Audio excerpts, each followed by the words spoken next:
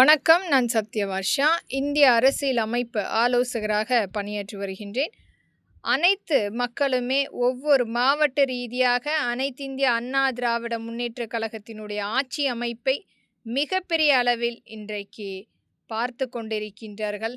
அதற்குரிய ஆட்சி அமைப்பை ஏற்படுத்த வேண்டும் என்று ஒவ்வொரு மாவட்ட ரீதியாக எழுச்சி போராட்டங்கள் நடந்து கொண்டிருக்கின்றது. கல்வி, மருத்துவம் அனைத்துமே முழுமையாக இலவசமாக அனைத்து மக்களுக்குமே சமமான உரிமை கொண்டு வந்து கொடுக்கப்பட வேண்டும். எந்த ஒரு ஏற்றத்தாழ்வு இல்லாத ஒரு கல்வியும் மருத்துவமும் கொண்டு வந்து அனைத்து மக்களுக்குமே சமமாக்கப்பட வேண்டும்.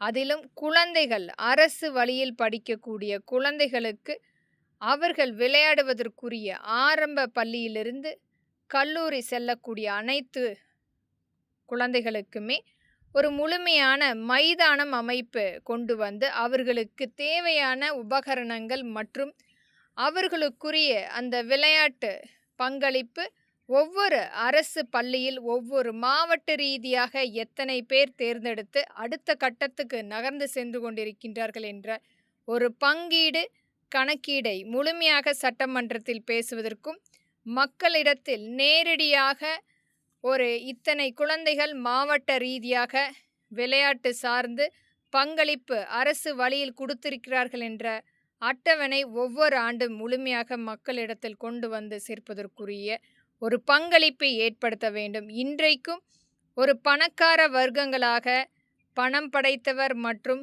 பதவியினுடைய மிகப்பெரிய ஒரு ஆளுமை அது காரணமாக மட்டுமே இன்றைக்கு விளையாட்டுத்துறை நகர்ந்து கொண்டிருக்கிறது.